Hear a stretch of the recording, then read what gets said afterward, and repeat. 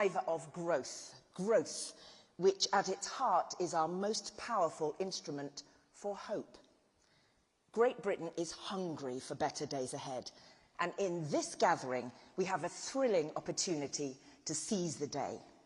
And this will be a day of panels, breakout sessions and conversations. Everyone you might want to talk to, from the government, from the city and regional mayoralties, and from businesses, national and international, is in this room. And we thank you all for being here. We'll be hearing from the Prime Minister, from the Chancellor, and from ministers and First Ministers across the piece, and from creators and innovators from across the worlds of trade and industry. And then, just when everyone thinks they have peaked, we'll top off the day with a fabulous evening at St. Paul's Cathedral, with His Majesty the King in attendance, dining courtesy of 3 Michelin-starred Claire Smith, and a stunning special guest performance from, well, more on that later. So let's kick off this International Investment Summit with the sound of opportunity.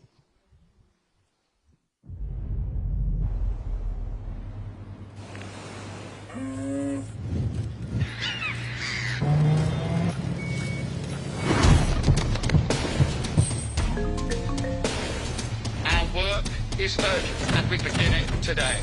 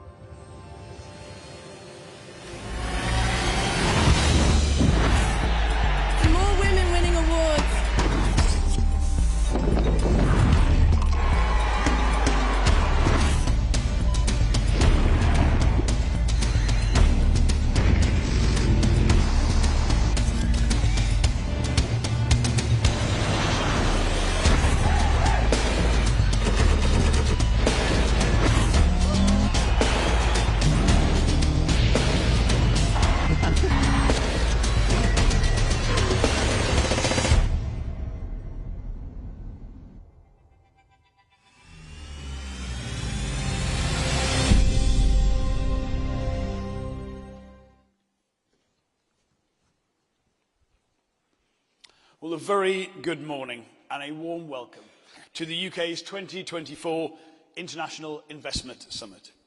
It is a real pleasure to welcome you to London's historic Guildhall today. And as I open this summit, my message to you, to investors and businesses based here and abroad, is this: the UK is back. It's back at the global table. Saturday marked 100 days of our new government, and with it we bring a new era of stability, of openness, of a commitment to use our mandate to shape the business environment and remove barriers to investment. As the Chancellor has said, under this government, the UK respects business, it wants to partner with business, and it is open for business. And trade and international investment lie at the heart of our plan to drive growth for the whole country. That's because we know the UK has so much potential. We have one of the largest, most open economies, a legal system that sets global standards, a regulatory environment with some of the strongest safeguards for investment and the greatest incentives for innovation. We benefit from a skilled and diverse workforce, supported by an immigration system that draws talent from around the globe. In fact, we are the second most attractive country in the G20 for young people. Our tech ecosystem, the third in the world to ever be valued at over $1 trillion, boasts the highest number of unicorn companies in Europe. And the new government's plan to build a pro-innovation, pro-wealth creation economy is designed to help businesses and investors alike to take advantage of this and to build on it for the future. And that's why the government's new modern industrial strategy will take that even further. A strategy that promises to be outward-looking and international from the start, drawing on the best of what has been achieved globally. It will build on the UK's strengths to support even more international businesses to thrive in our market. To do this, we are guided by 4 key principles: building long-term stability, renewing our commitment to free and fair trade, cutting costs for investors, and working in partnership with business and trade unions. Our industrial strategy will create long-term, sustainable, inclusive and secure growth, injecting capital into 8 high productivity, high export, high investment sectors, those in which the UK already claims a significant competitive advantage. Those sectors are financial services, professional and business services, clean energy industries, digital and tech, advanced manufacturing, life sciences, creative industries and defence. Above all else, though, our industrial strategy will show that we are listening and responding to the needs of business. To that end, it will engage on those more complex issues you've highlighted to us as barriers to investment: skills, data, finance, regulation, energy prices, grid connections, infrastructure and planning. And we'll view every single one of these through the lens of investment promotion, ensuring that our policies are made with business and for business. We want to work with mayors and multinationals, councils and CEOs, devolved administrations and academics to deliver that prosperity through partnership. And you can see that here at this summit, in our announcement of the expanded Office for Investment. It will become the UK's full investment promotion body, with powerful tripartite sponsorship from the Prime Minister, the Chancellor and myself. It will be led by our new Minister for Investment, Poppy Gustafsson, a titan of the tech world who comes into government with a wealth of private sector experience, not least in co-founding Darktrace and turning it into a multi-billion-pound company. And I know she will expertly guide the Office for Investment in providing a seamless journey for our most strategically important international and domestic investors, helping them navigate government and unlock capital. And this offer to investors will include new triage services to support them with planning and skills issues. This will be a partnership with expert planners and skills specialists in the Ministry of Housing and the Department for Education, providing bespoke, practical support to tear down those barriers to investment. The Office for Investment will also work hand in hand with central and local government to turn the industrial strategy and regional growth plans into a clear, commercially attractive pipeline of investment opportunities. We want to pilot a new way of supporting transformational local projects. We want to connect them with specialist support to develop exciting opportunities at the right scale and the right commercial credibility to pull in large-scale investment. Together, these changes will help supercharge investment into our cities and regions, whether that's digital industries in Belfast, life sciences in Cambridge and Liverpool, advanced manufacturing in Wales and Greater Manchester, or financial services in Edinburgh, Leeds, or right here in London, where we want our capital to retain its crown as the top financial centre ahead of New York, Paris and Singapore. Yesterday, we announced a new Industrial Strategy Advisory Council to help spearhead this work, and I am delighted to say it will be led by Claire Barclay. As the trailblazing CEO of Microsoft UK, Claire is perfectly placed to lead the Council's work in bringing leaders together right across business, academia and the trade union movement to drive forward the strategy's implementation. Part of that work is ensuring that our growth-spurring sectors can fully benefit from our upcoming trade strategy, where we're forging a closer relationship with the EU. We want smoother trade and simpler processes for doing business, but we're also seeking new growth-spurring trade deals with powerhouse economies across the globe, including the Gulf Cooperation Council and India. Crucially, the delivery of our industrial strategy is not limited to 1 or 2 departments. It is a complete cross-government effort. And it's why our new National Wealth Fund is turbocharging investment into the green technologies of the future. And you'll be hearing more from the Chancellor today about the next big steps we're taking to ensure the National Wealth Fund benefits businesses and communities in every part of the country. That's complemented by the work of the Department for Energy Security and Net Zero. They are ensuring that businesses are the ones leading Britain's charge to becoming a clean energy superpower by 2030. It's also why the Ministry of Housing is overhauling our planning system so that international investment flows into building the next generation of UK infrastructure alongside 1.5 million new homes. Over the course of today, hopefully you'll have the chance to meet some of the Cabinet Ministers delivering on the missions I've spoken about. They are personally delivering the era of change, of stability and certainty that this new government brings. Quite simply, my friends, the days of the UK constantly shifting policies and priorities are over. We are here and committed to the long term. So we really do believe we have a world-beating offer for those who make the UK their investment destination of choice. I hope that resonates in the plenary sessions, the networking events, and the keynote speeches we have planned for you today. I hope you will leave this summit inspired by what you've heard, confident that here in the UK we have a government that wants you to be at the forefront of our new pro-innovation, pro-business, pro-wealth creation economy. And we want you to share in its success. And now, it is my great pleasure to welcome my friend, the Prime Minister, Sir Keir Starmer.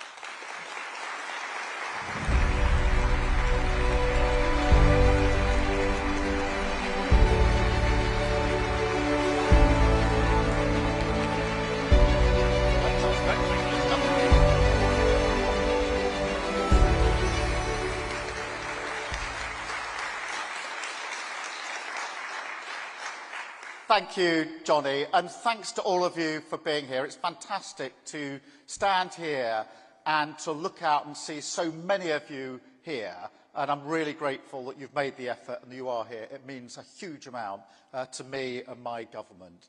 And welcome to this government's first International Investment Summit. And some of you, I know, have come a very long way to be here. You've flown in a great distance. Some of you will be going straight back out again afterwards. You made a huge effort to share with us the precious gift of your time. And we're really, really grateful for that. And welcome to the Guildhall, London's ancient town hall. Isn't it a fantastic building? It's really breathtaking, this Guildhall. Not, of course, to be confused with the nearby Guildhall School of Music, where I once pursued a fleeting ambition to play the flute professionally. I kid you not, complete with then long hair and very, very flared jeans.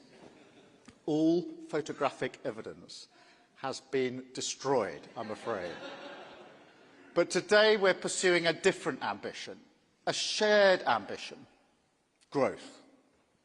You have to grow your business, and I have to grow my country.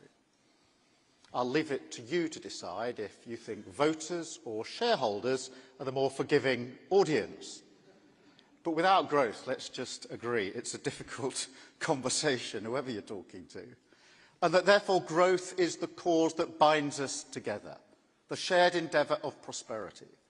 It's why we've made it the #1 test of this government.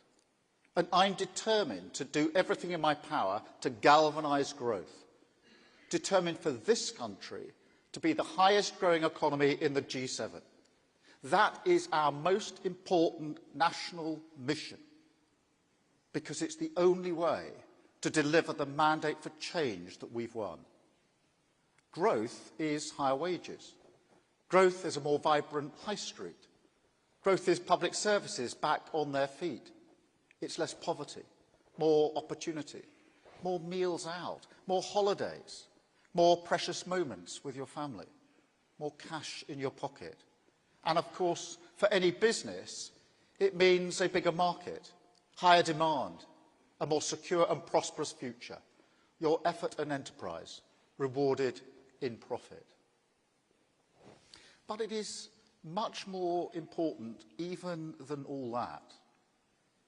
We live in an age when political fires rage across the world. Conflict, insecurity, a populist mood that rails against the open values so many of us hold dear. values which, as you know, are so crucial for making business easy to do. And yet, at the same time, look around the world. Look at the investments you and others are making. This is an age of great possibility as well. Huge revolutions in digital technology, in clean energy, medicine, life sciences, each with the potential to fundamentally change the way we live and the way that we work. Each with the possibility to transform the lives of working people for the better.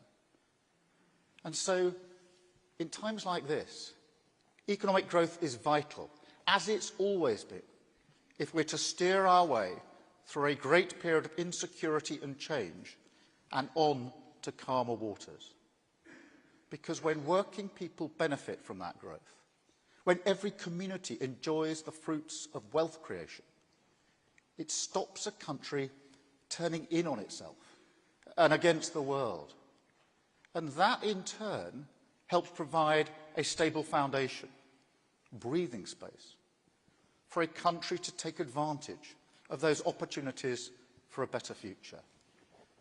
To put it more simply, it's not just that stability leads to growth, though we all recognise that. It's also that growth leads to stability. Growth leads to a country that's better equipped to come together and get its future back. And that's why it's always been so critical to my political project. The key ingredient of that great moderation we became accustomed to before the financial crash, but which, together, in partnership, we now have to earn again. Every one of you here today has been invited for that reason. It's not just that you lead some of the most important businesses in the world. It's also because you're pivotal to this great cause of our times. And the reason we are focusing so much on investment is because the mission of growth in this country in particular demands it. Private sector investment is the way we rebuild our country and pay our way in the world. And make no mistake, this is a great moment to back Britain. This is a great moment to back England, Scotland, Northern Ireland and Wales. We have an amazing education system that produces some of the best talent in the world, the largest tech sector in Europe, leading positions in some of those great industries of the future, artificial intelligence, life sciences, clean energy, the creative industries. We're a country where businesses thrive, small and large alike, clear regulatory frameworks and protection, a legal system that sets high standards around the globe, a location that means we can speak to our colleagues in the Americas or Asia in the same day, a high ranking in the Global Innovation Index every year, our wonderful global language, our world-renowned sport and culture, this great modern city all around us, a heritage steeped in commerce and trade, a set of shared values, centuries long, of being a country that is open for business. You can't put a price on any of this. Now, we've got our problems, of course we have. As I've said, our public services need urgent care. Our public finances need the tough love of prudence. Challenges we cannot ignore, because we know, just as every leader here knows, that those early weeks and months are precious. And no matter how many people advise you to ignore it, that you must run towards the fire to put it out, not let it spread further. So we will fix our public services, we will stabilise our economy, and we will do it quickly, because we don't want any of the problems associated with our inheritance misting up the shop window of Britain, distracting you from all those assets that I just listed, assets that may feel more intangible, but are more valuable, more enduring and deeper in the bones of this nation, and which are ready to be unlocked if we take firm and decisive action on policy, which we can and we will, and to give you total confidence that this is the moment to back Britain. Now, let me quickly run through 4 crucial areas in our pitch for Britain. And I know it's kind of CEO heresy to have a list of 4, not 3. So I apologise. Please indulge me. First, stability.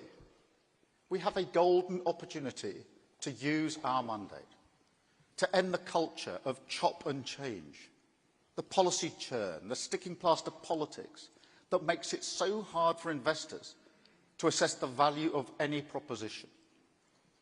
Now, you may think, well, every government says that. But the stability that comes with a large majority in our system, that is a unique advantage. And we have the determination, the focus on clear long-term ends, a mission-led mindset that thinks in years, not the days or hours of the news grid, needed to unlock the potential. And don't doubt that. Second, strategy. We're building a more strategic architecture for growth, a way for investors to have a much steadier hand on the tiller.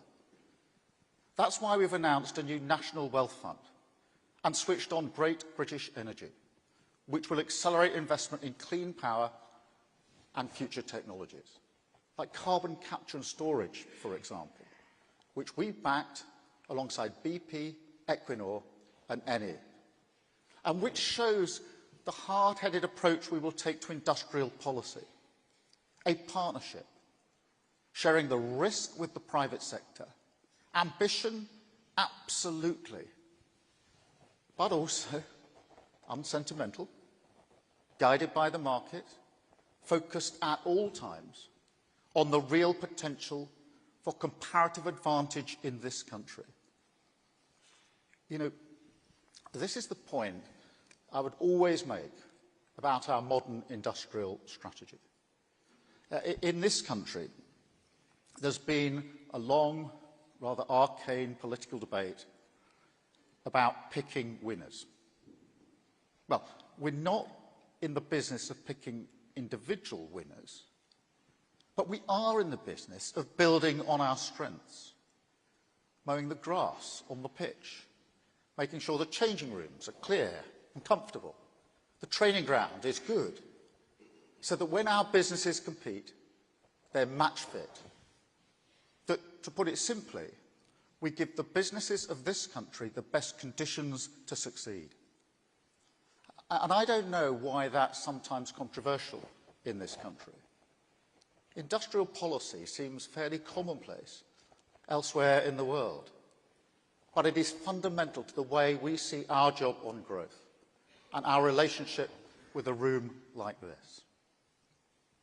Third, Britain's global standing. We're determined to improve it, determined to repair Britain's brand as an open, outward-looking, confident, trading nation. But I see this as diplomatic necessity. And I think it's clear how much priority I've given it in the first 100 days of government, all around the world, whether it's countries or investors. People want to know that Britain can be a stable, trusted, rule-abiding partner, as we've always been, but that somehow, during the whole circus that followed Brexit, the last government made a few people less sure about, needlessly insulting our closest allies, and of course a few choice Anglo-Saxon phrases for business. Well, no more. We've turned the page on that decisively, and we will use that reset for growth. Finally, fourth, regulation. Now, I don't see regulation as good or bad. That seems simplistic to me. Some regulation is life-saving. We saw that in recent weeks here with the report on the tragedy of Grenfell Tower. But across our public sector, I would say the previous government hid behind regulators, deferred decisions to them because it was either too weak or indecisive, or simply not committed enough to growth. Now, planning is a very real example of that. Or, for friends from across the pond, permitting is a really clear example of that, the global language. But anyway, the key test for me on regulation is, of course, growth. Is this going to make our economy more dynamic? Is this going to inhibit or unlock investment? Is it something that enables the builders, not the blockers? Now, I know some people may be wondering about our labour market policies introduced last week. Let me be clear. They're pro-growth. Workers with more security at work, with higher wages, that is a better growth model for this country. It will lead to a more dynamism in our labour market. And seriously, we need to think differently about this. A nation's position in the world is changing all the time, as must its growth model. So while I know that this is a room full of businesses who take investing in their human capital seriously, when I look at the British economy as a whole, it does seem as though sometimes we're more comfortable hiring people to work in low-pay, insecure contracts than we are in investing in the new technology that delivers for workers, for productivity, and for our country. And we've got to break out of that trap. But we've also got to look at regulation across the piece. And where it is needlessly holding back the investment we need to take our country forward. Where it's stopping us building the homes, the data centres, the warehouses, grid connectors, roads, train lines, you name it, then mark my words, we will get rid of it. Take the East Anglia 2 wind farm. Now this is a £4 billion investment, 1 gigawatt of clean energy. An important project, absolutely. But also the sort of thing a country as committed to clean energy as we are needs to replicate again and again. Now, regulators demanded over 4,000 planning documents for that project. Not 4,000 pages, 4,000 documents. And then, 6 weeks after finally receiving planning consent, it was held up for a further 2 years by judicial review. I mean, as an investor, when you see that kind of inertia, you don't bother, do you? And that, in a nutshell, is the biggest supply-side problem we have in this country. So it's time to upgrade the regulatory regime, make it fit for the modern age, harness every opportunity available to Britain. We will rip up the bureaucracy that blocks investment. We will march through the institutions and make sure that every regulator in this country, especially our economic and competition regulators, take growth as seriously as this room does. And look, tell us about your frustrations on this. Speak to my team. Speak to me, to Rachel, to Johnny, to Ed, and our new Minister for Investment, Poppy. Any leader knows the importance of a good team, and we've got one here. We're united behind growth. Our door is open, and the work of change has already begun. We're reforming the planning system. The onshore wind ban has gone. New projects in solar, wind, tidal energy, carbon capture and storage, tax relief for the creative industries, investment from the world's leading companies, Blackstone, Amazon, a new partnership with CyrusOne to build data centres in Didcot, finally grasping the nettle on airport expansion, a new £1 billion commitment from Manchester Airport Group to expand Stansted, opening up new routes for work and holiday destinations. The first of tens of billions worth of inward investment deals that we will sign today, because we're determined to lead the way on growth, determined to get Britain building, determined to get our economy moving through the shock and awe of investment. That's the message to take home today.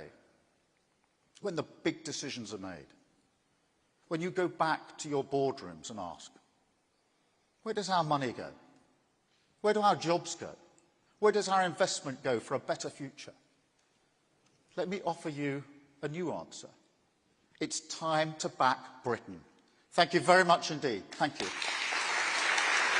Thank you.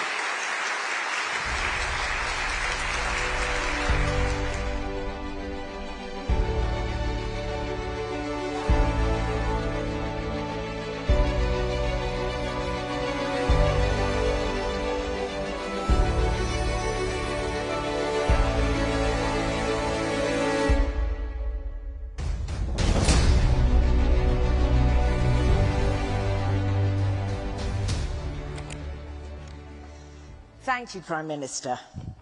Stability, industrial strategy, global standing as open and outward-looking, regulation, and a new Minister for Investment.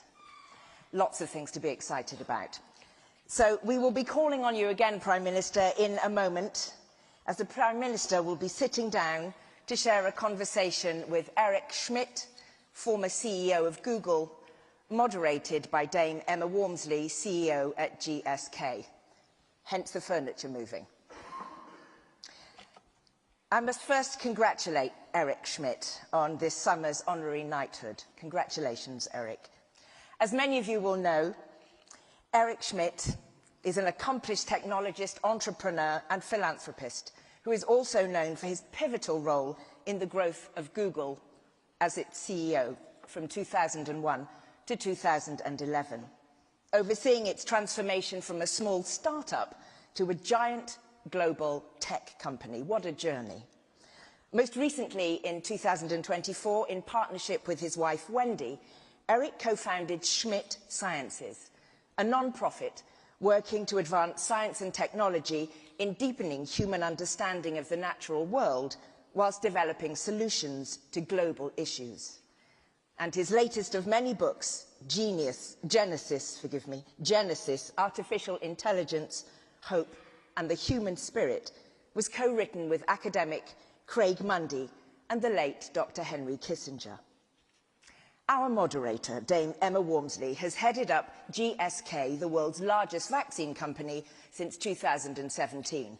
She has been quite busy over the last few years. GSK has 11,000 employees in the UK, and its global HQ sits right here in London. And so, in the company of the Prime Minister, we now have the opportunity to hear from leaders from very different fields about a range of topics, from AI to healthcare to investment. Ladies and gentlemen, your panel.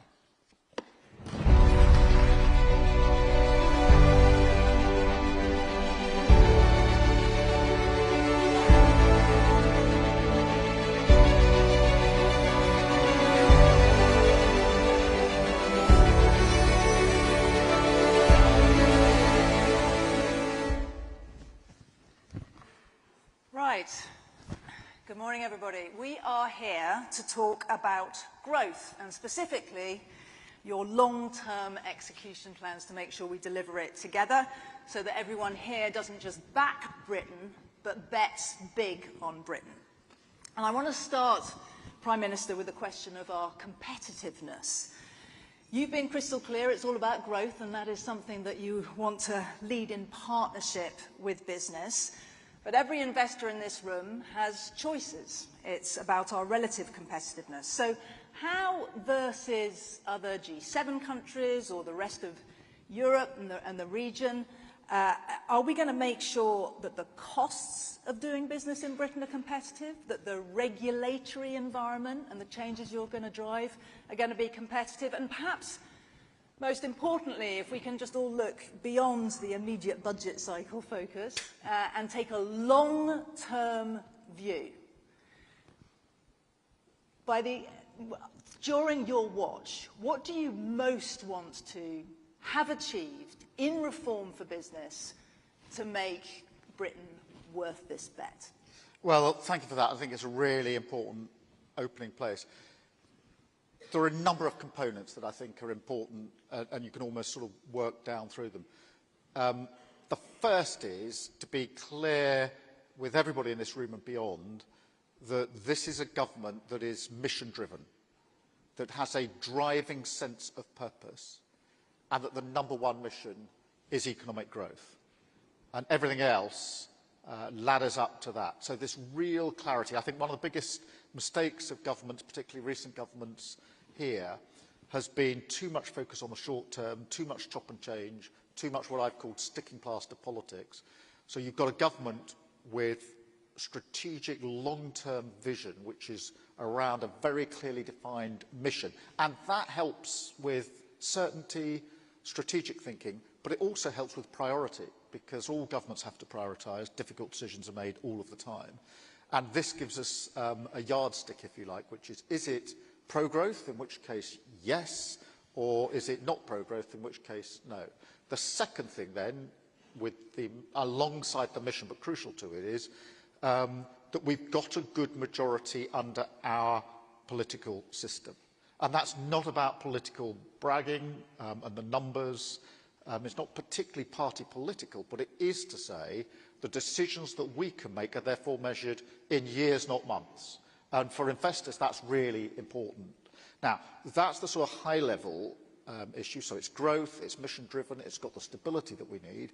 But what I also want to make clear today is that we have listened good and hard to execution questions, the point you put to me. That's all very well, but how does that actually materially make a difference to me as an investor? Because, as you rightly say, we've got choices to make. We could invest here, we could invest somewhere else. So how do you change the environment? Now, on the positive column, if you like, we've got brilliant assets, brilliant education, brilliant skills, some of the best universities in the world, and real leaders, artificial intelligence, life sciences, you name it. There's all of the assets I just listed in my speech, really strong attributes of the UK. But in the other column, we've got some inhibitors. And it's those that we need to absolutely champion the brilliance that we've got to offer. But we need to get rid of some of the inhibitors. And most of my determination to get rid of the inhibitors has been through conversations with people in this room around planning. It takes far too long to get decisions on planning, far too long, measured in years, not months. And so we've got to streamline that, and that's we've already started on. On regulation, again, what I was trying to say in my speech is, I'm not, as it were, saying all regulation is bad, but the sheer volume that we've got here and the inconsistency with different regulators or bodies pulling in slightly different directions means it's not just the volume of regulation, it's also the fact that there's not even a sort of clear landing path in for investment. That is what we need to strip away. There are other things as well, the grid, the infrastructure, etc. And we've set up some of the mechanisms now for doing that. Huge, we've got investment minister, we've got a real focus on innovation, the National Wealth Fund, Great British Energy.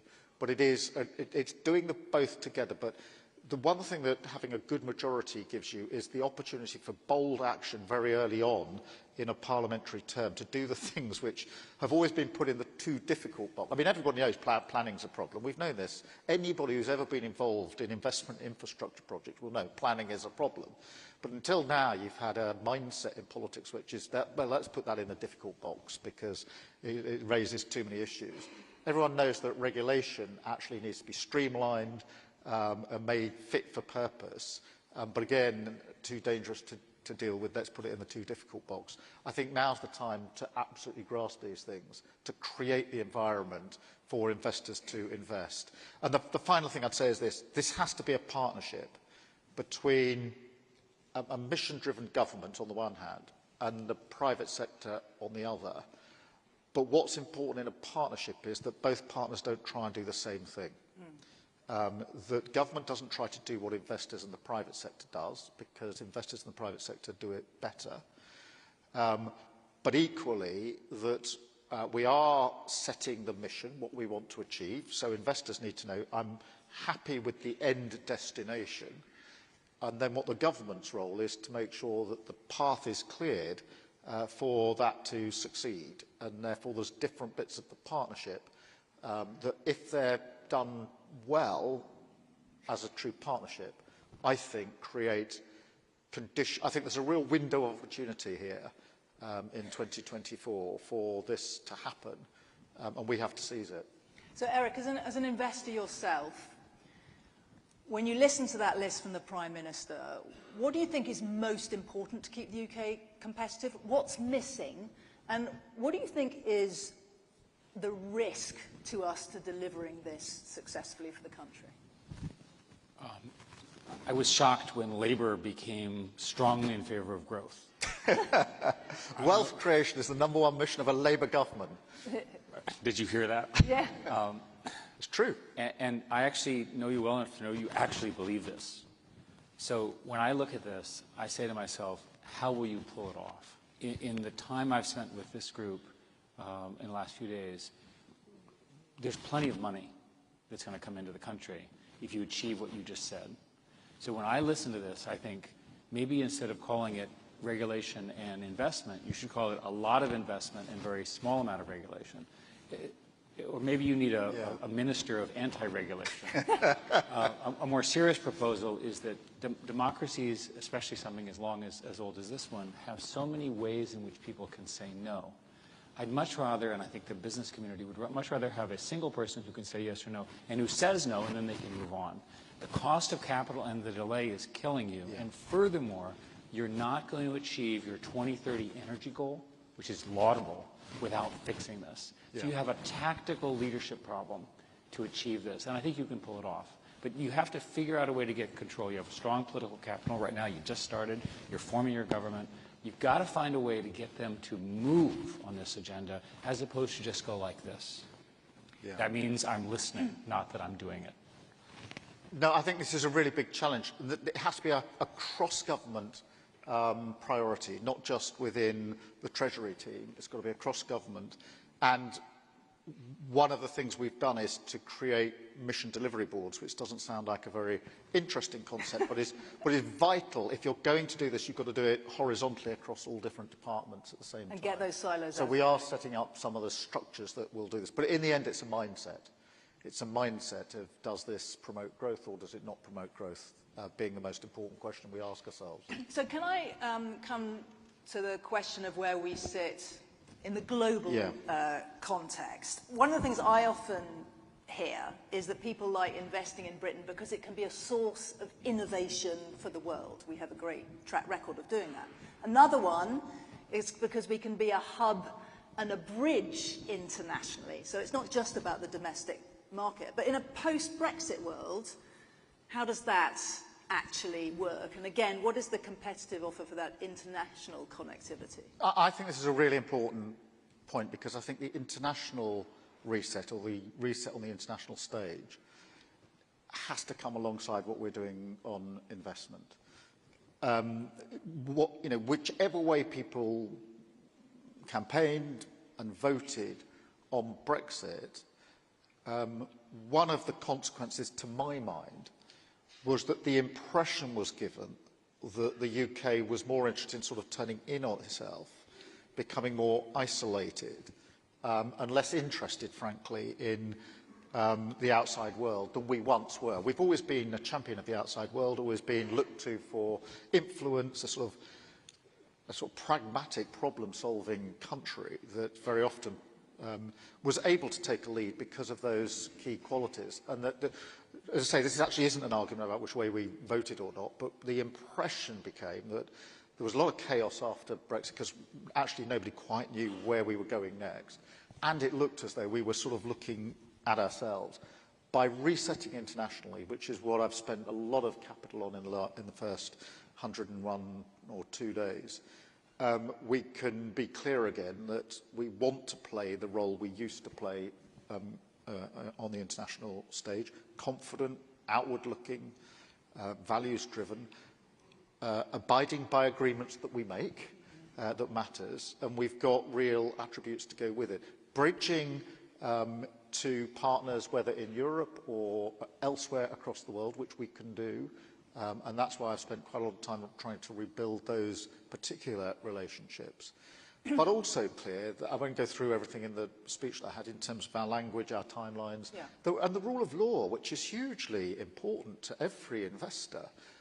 If people are going to invest in the UK, when they can invest in other countries, they need to know, as they do know with our legal system, that they can be confident that should there become a point of dispute, it will be resolved properly, quickly, and with the highest sort of calibre of judges or adjudicators. And all of that matters on the international scene. So, Eric, as an investor, and I know a commentator on geopolitics writ large, is there anything else about the UK's relationship with the US in a post-election environment, or indeed with China, that you think impacts people's thoughts about how to invest here?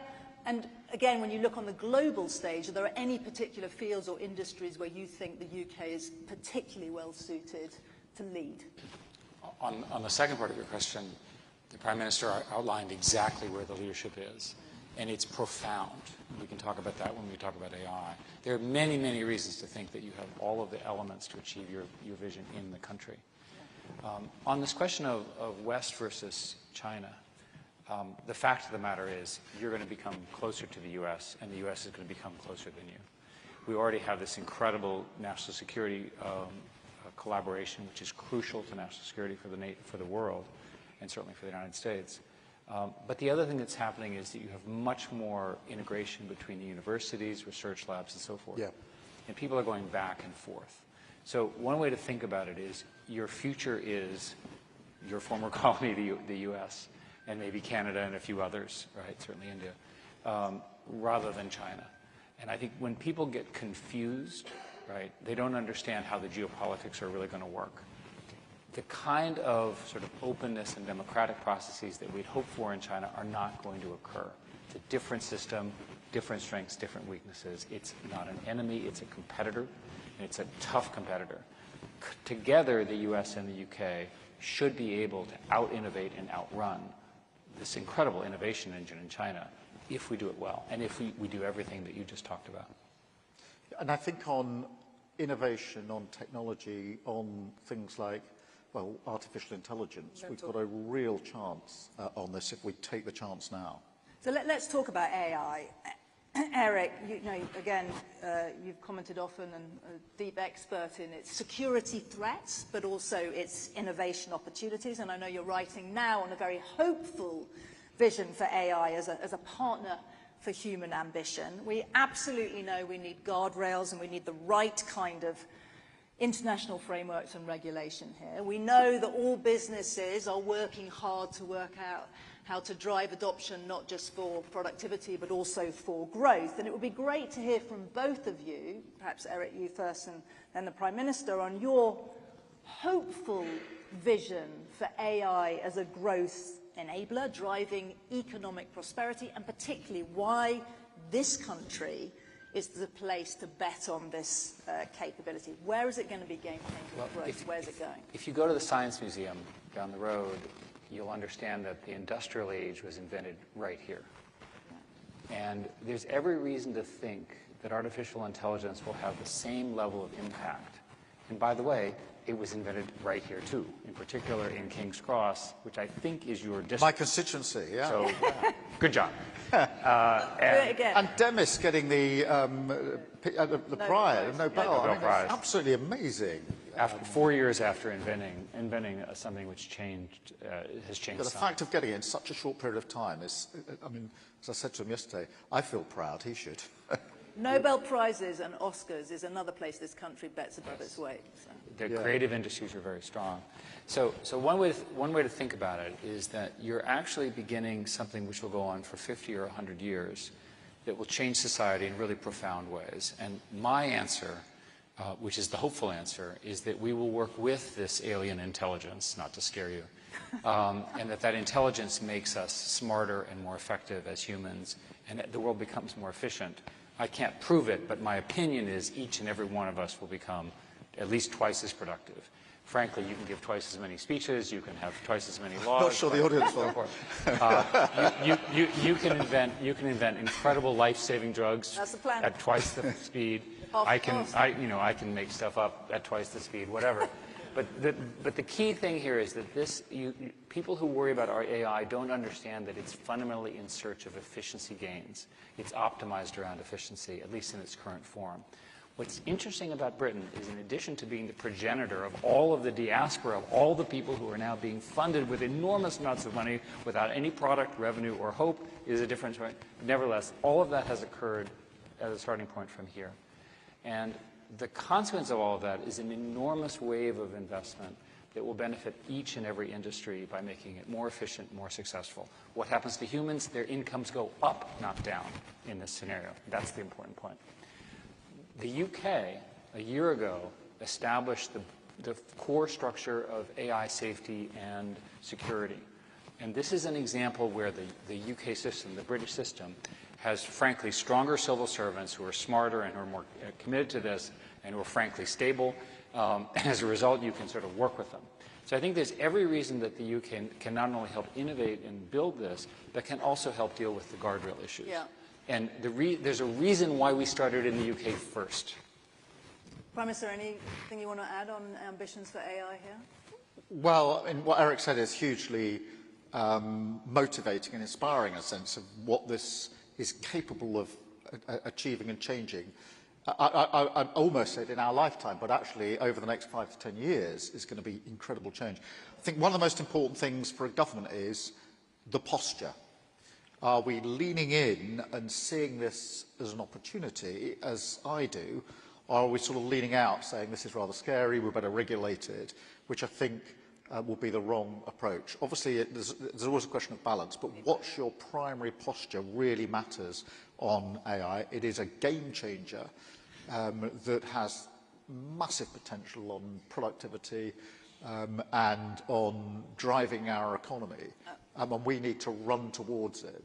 One of the fields, and I am obviously biased, but seeing Wes in the second row, is that it's going to change everything is healthcare, which is a great driver of economic prosperity. We know you want to bet really big on life sciences. This country has world-beating data sets with the biobank, with Our Future Health, and we know we're going to unlock safely and in a trustworthy way the data from the NHS as well. But how are you going to set up the right environment to give all the innovators and the growth drivers the chance to harness this data?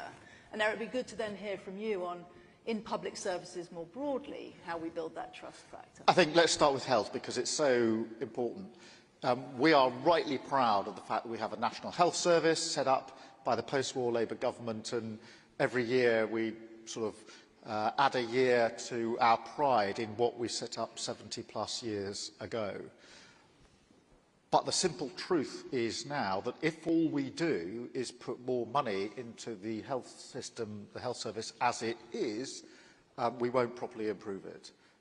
Because the demands are too great, we will be forever putting in extra money, we'll probably run it a bit better, but we won't make it really fit for the future. So the only way to make it fit for the future is to reform it and to reimagine it. And that's where AI and tech are so important to this project, because through AI and tech, we can reimagine the health service.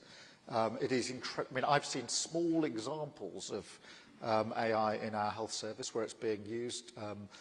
Scanning for cancer, particularly liver, was an example that I saw for myself, with massively increased chances of getting cancer earlier. But there's much, much more that can be done in relation to that. So this is something that we need to use in health, and we need to think differently in health. I'm not talking about changing the basic principles at free at the point of need and all the rest of it.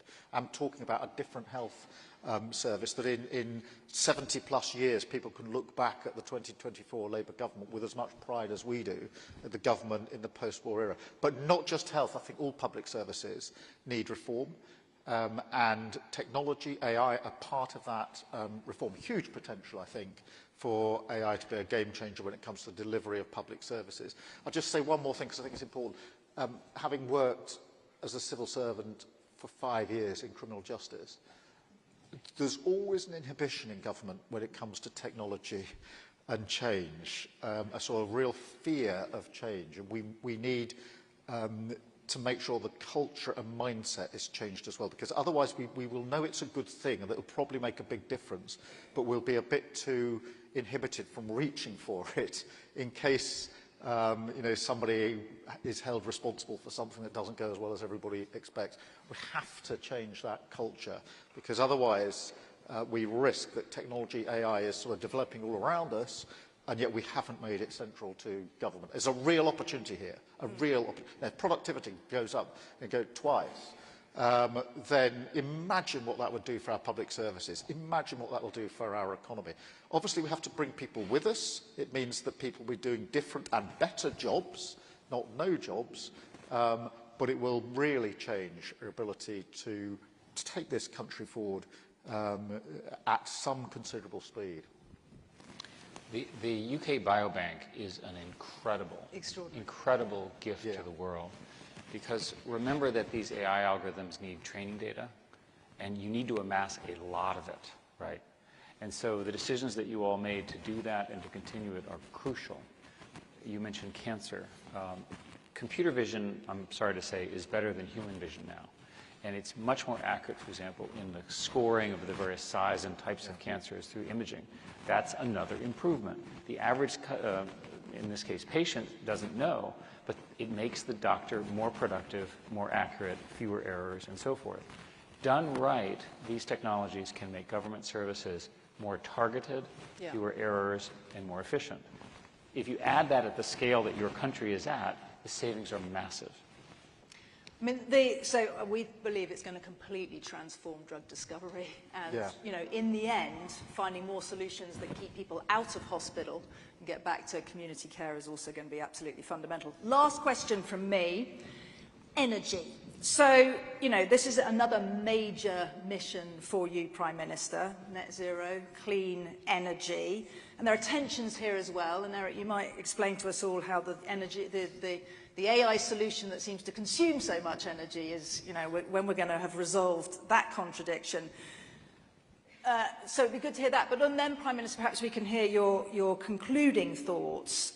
We saw this huge statement of intent of over 20 billion, I think, invested in carbon capture.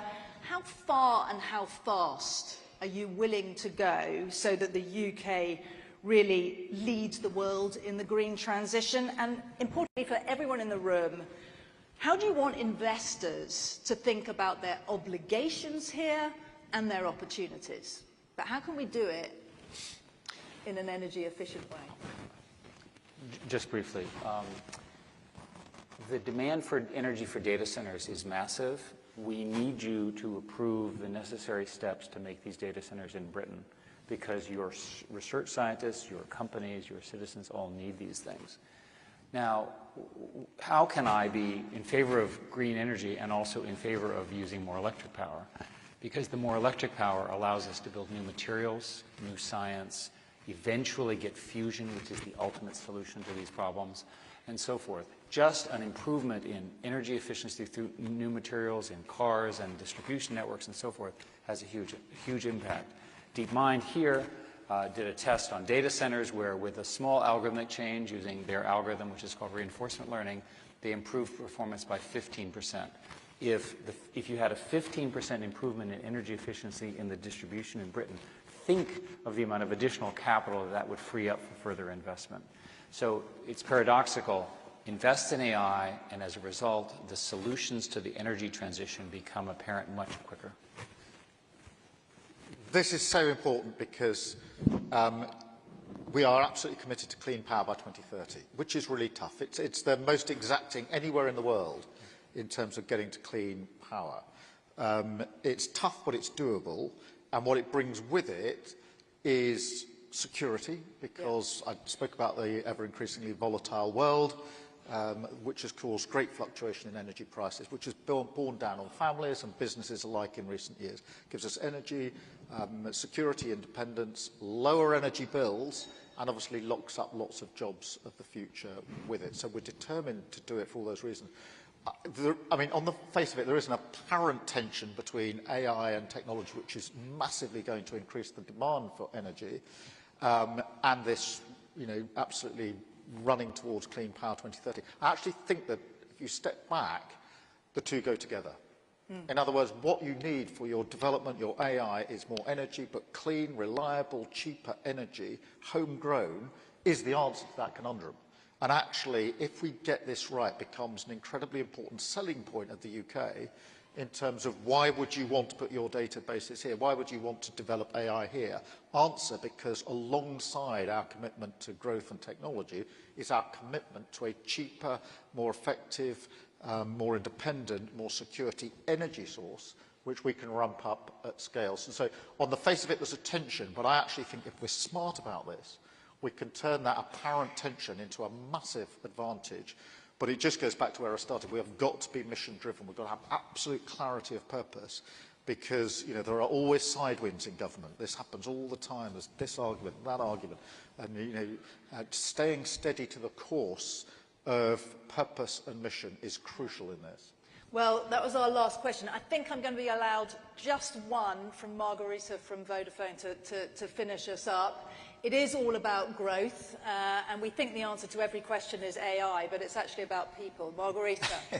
Thank you, Emma. And actually, I wanted to build on the conversation on AI, because I'm sure you are acutely aware that most companies around us are wrestling with how do they accelerate AI adoption against a range of challenges, energy and digital infrastructure being there, but also access to talent. So specifically on talent, two-part question. To Eric, when you are not a company that develops AI, how can you actually be attractive for AI talent? And to the Prime Minister, we have just mentioned how the UK starts off in this race in a very good position with strong AI centres of excellence, but it's tough competition. So when you look beyond today, how do you plan to make the various strengths that the UK can put together to sustain leadership on AI talent? Thank you. Well, let me take the second question first, because I think, look, we do start in a very good position at the moment. In the top 3 in the world when it comes to AI, with, that prize, Nobel Prize, to Demis is really significant in terms, not the whole sector here has put us in a fantastic place. Our universities, academic institutions are, world leading, a much overused phrase in politics, but true when it comes to our universities. We need to make sure we've got the right talent here available, and that is also there for business and investors. But we also need a real clear statement of intent. This matters, and for that reason, we're going to go with this rather than allow anyone to sort of relinquish the advantage that we have in the starting position that we're in. So all of those are important, and that matters to us as a government, but I think it matters equally to every business, every investor in the room, because this is going to be a real game changer over the next 5 to 10 years. And we have to be at the front of this race. If we become spectators, others will run past us, and we cannot allow that to happen. A pro-growth agenda would start with high-skills immigration, which is now in place here and should be expanded. The current problem is very, very real, what you're talking about.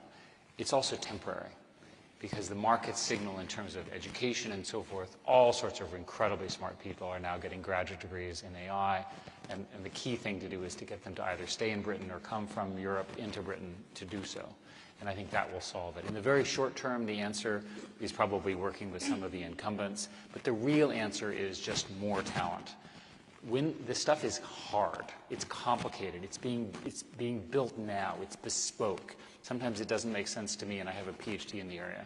So give it a little bit of time. With the right leadership on your part, Britain can have all those people. They love working, they love living here.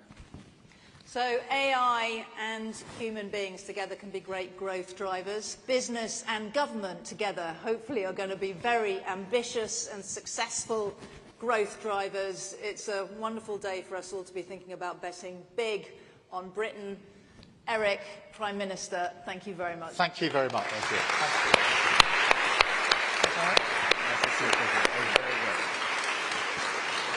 Thank you so much.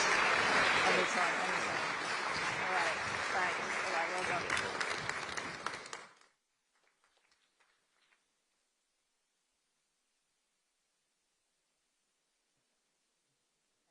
Terrific. Thank you.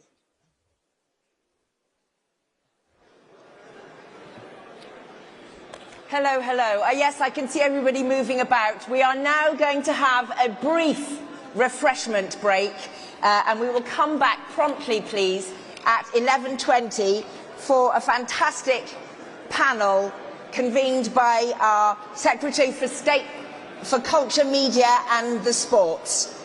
Please come back at 11:20. We'll see you then. Thank you.